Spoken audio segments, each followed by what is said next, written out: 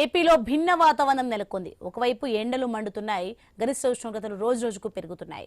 నిన్న అత్యధికంగా మార్కాపురం జిల్లా బొట్లగూడూరులో 42.6 డిగ్రీల గరిష్ట ఉష్ణోగ్రత నమోదైంది.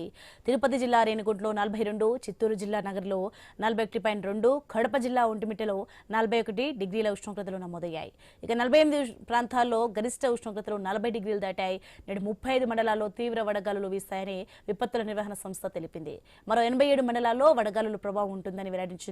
కొన్ని జిల్లాల్లో 40 నుంచి 42 డిగ్రీల మధ్యలో ఉష్ణోగ్రతలు నమోదవుతాయని అంచనా వేస్తోంది.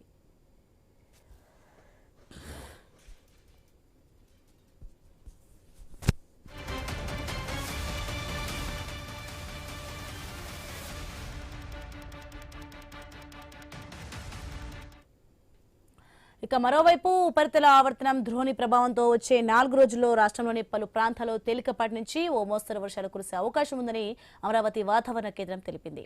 ఇవాళ శ్రీకాకుళం, పార్వతీపురం, మన్యం, విజయనగరం, అల్లూరి, ఎన్టీఆర్, కృష్ణా, పల్నాడు, గుంటూరు, బాపట్ల, ప్రకాశం, నంద్యాల, కర్నూలు, అనంతపురం, శ్రీ సత్యసాయి, చిత్తూరు, అన్నమయ్య, కడప, తిరుపతి జిల్లాలో వర్షాలు కురుస్తాయని ప్రకటించింది.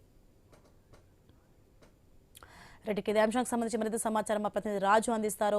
రాజు, మొత్తానికి వచ్చే 4 రోజులైతే ఏపీలో రాష్ట్రంలో వర్షాలు కురిసే అవకాశం ఉన్నట్లుగా తెలుస్తుంది. దీనికి సంబంధించి అప్డేట్స్ ఏంటి?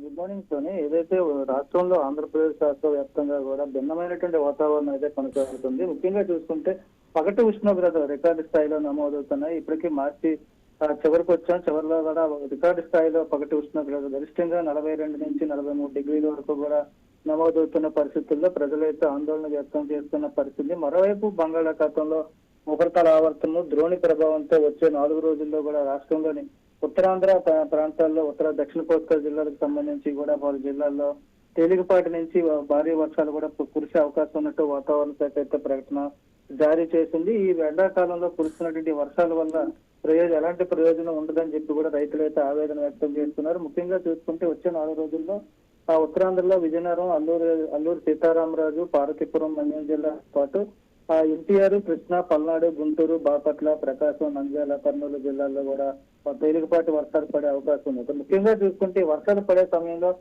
వడగళ్ళు, అదేవిధంగా ఉరుములతో కూడినట్టు భారీ పిడుగులు పడే అవకాశాలు కూడా ఉన్నట్టుగా తెలుస్తుంది. కాబట్టి ప్రజలు, రైతులు అందరూ కూడా ఈ సమయంలో అప్రమత్తంగా ఉండాలని చెప్పి కూడా ఐఎండీ హెచ్చరికలు జారీ చేస్తుంది. మరోవైపు ఈ పగటి ఉష్ణోగ్రతలు కూడా ఎక్కువగా ఉంటున్న నేపథ్యంలో ప్రజలు బయటకు వెళ్లే సమయంలో ఎండ వేడిమి తగలకుండా, అదేవిధంగా వడగాలుపులు వీస్తున్న నేపథ్యంలో ఏదైతే వడదెబ్బకి గురవ్వకుండా కూడా జాగ్రత్తలు తీసుకోవాలని చెప్పి కూడా వైద్య ఆరోగ్య శాఖ మరోవైపు అయితే జాగ్రత్తలు తెలియజేస్తుంది. ఎప్పుడు కూడా బయటకు వెళ్ళేటప్పుడు అందుబాటులో మంచినీళ్ళు ఉండాలని చెప్పి, గొడుగు లేదా టోపీలు పెట్టుకొని బయటకు వెళ్ళాలని చెప్పి కూడా సూచిస్తుంది. ఎక్కువగా 11 గంటల నుంచి మధ్యాహ్నం 2 గంటల వరకు కూడా ఎండలో తిరగొద్దంటూ కూడా తీవ్రమైనటువంటి హెచ్చరికలు జారీ చేస్తూ ప్రజలను అయితే అప్రమత్తం చేయడం జరుగుతుంది. భిన్నమైనటువంటి వాతావరణంలో ఉన్నటువంటి నేపథ్యంలో ఎక్కువగా వైరల్ ఫీవర్లు కూడా విజృంభిస్తున్నాయి. జ్వరాలతో ప్రజలు కూడా మంచాలు పడుతున్న నేపథ్యంలో ప్రజలు అప్రమత్తంగా ఉండాలని చెప్పి కూడా అటు వైద్య ఆరోగ్య శాఖ, అటు ఐఎండీ కూడా హెచ్చరికలు అయితే జారీ చేస్తున్న పరిస్థితి కనిపిస్తుంది సార్.